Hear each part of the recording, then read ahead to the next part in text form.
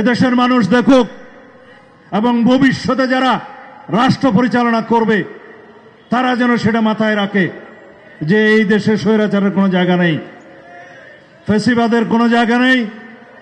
এই দেশে যারাই গণতন্ত্র হত্যা করবে তাদের পরিণতি এরকম হবে। আর একটি ইতিহাস রচিত হয়েছে।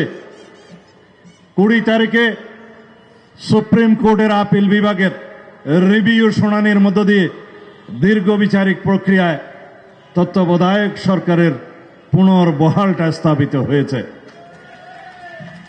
ইনজাস্টিস খায়রুল হকের প্রতারণামূলক সেই রায়, তত্ত্বাবধায়ক সরকার ব্যবস্থা বিলুপ্তির যে খণ্ডিত রায়, সেটাকে প্রত্যাখ্যান করা হয়েছে এবং সেই জাজমেন্টকে বাতিল করা হয়েছে।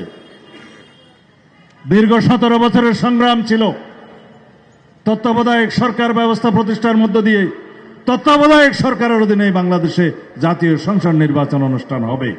আমাদের সে দীর্ঘ লড়াই সংগ্রামের ধারাবাহিক প্রক্রিয়ার মধ্য দিয়ে 2024 সালে রক্তের সিঁড়ি বানাতে বানাতে সেই জায়গায় গিয়ে ছাত্র গণ অভ্যুত্থান সৃজন হয়েছে। এই ছাত্র গণ অভ্যুত্থান শুধুমাত্র 36 দিনের লড়াইয়ের মধ্য দিয়ে প্রতিষ্ঠা হয় নাই। সেজন্য যারা জুলাই আগস্টের চেতনার কথা বলে সবার কাছে অনুরোধ থাকবে, আওয়ামী লীগ 1971 সালের মুক্তিযুদ্ধের একক কন্ট্রাক্টর নিয়ে চেতনার ব্যবসা করতে করতে বিলুপ্ত প্রায় হয়ে গিয়েছে। সুতরাং 24-এর ছাত্রগণ অভ্যুত্থানের চেতনাকে যারা রাজনৈতিকভাবে রাজনৈতিক ব্যবসা করার কোন রকমের মানসিকতা লালন করে তাদেরকে অনুরোধ করব, এই জুলাই ছাত্র গণ অভ্যুত্থানের এই অনুপ্রেরণা, এই ধারাবাহিকতা, এই ইতিহাস, এই চেতনা সমগ্র বাংলাদেশের মানুষের যারা গণতন্ত্রের জন্য লড়াই করেছে। সুতরাং কেউ যেন রাজনৈতিক দল সৃজন করে জুলাই ছাত্র গণ অভ্যুত্থানের চেতনার একক মালিকানা দাবি না করে। রাজনৈতিকভাবে চেতনার ব্যবসা যারাই করে তাদের পরিণতি শুভ হয় না। বাংলাদেশ এখন ন্যায় বিচারের মহাসড়কে উঠে গিয়েছে, নির্বাচনের মহাসড়কে চলা শুরু করেছে। কয়েকটি রাজনৈতিক দল জোট করেছে, তাদের মধ্যে একটি দল আছে যারা 2024-এর 7 জানুয়ারির আমিডামি নির্বাচন অংশগ্রহণ করেছিল। আপনারা নাম খুঁজে নেবেন, 8 দলের মধ্যে একটি আছে।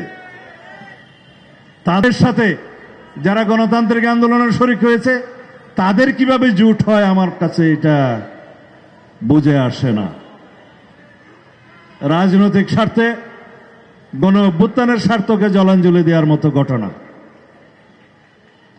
সুতরাং দলীয় সংকীর্ণ রাজনীতির ঊর্ধ্বে ওঠে জাতি যে আকাঙ্ক্ষা দীর্ঘ 17 বছর যাবৎ ভোটাধিকার প্রয়োগ করার জন্য যে আকাঙ্ক্ষা পোষণ করছে এদেশের গণমানুষ, সেই আকাঙ্ক্ষার বিপরীতে যেন আপনারা না দাঁড়ান।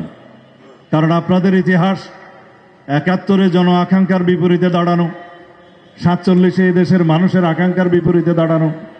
এখন যদি আপনারা বাংলাদেশের মানুষের আকাঙ্ক্ষার বিরুদ্ধে দাঁড়ান তাহলে জনগণ আপনাদেরকে প্রত্যাখ্যান করতে পারে। আমি জানি, বুঝি, আপনারা হয়তো আপনাদের দাবি দেওয়ার জন্য 5 দফা না কয় দফা দাবি দেওয়া আপনারা দিয়েছেন, সেই দাবি দেওয়ার জন্য আপনারা আন্দোলন করেছেন।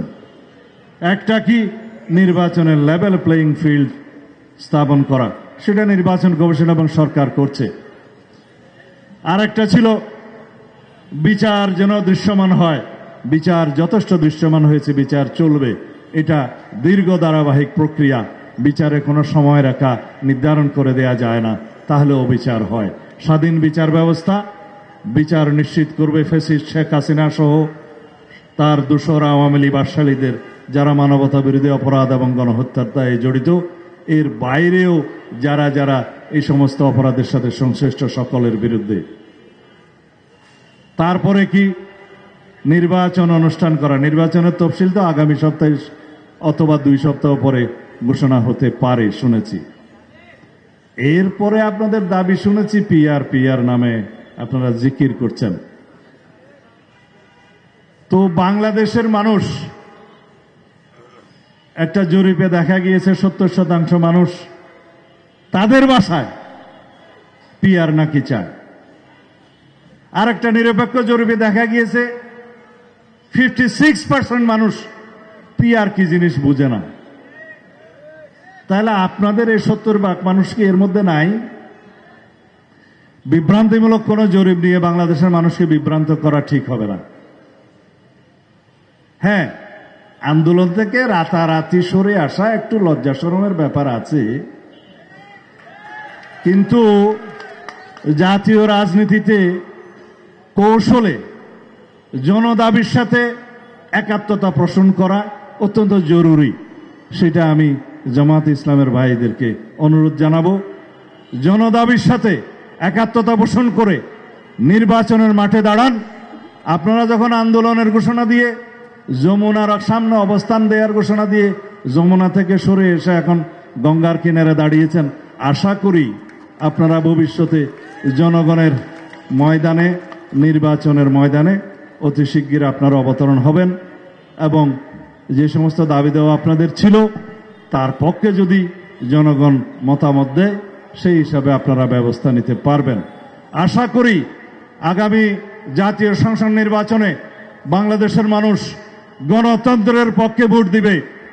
আর বাংলাদেশ জাতীয়তাবাদী দল বিএনপির অপর নাম হচ্ছে গণতন্ত্র।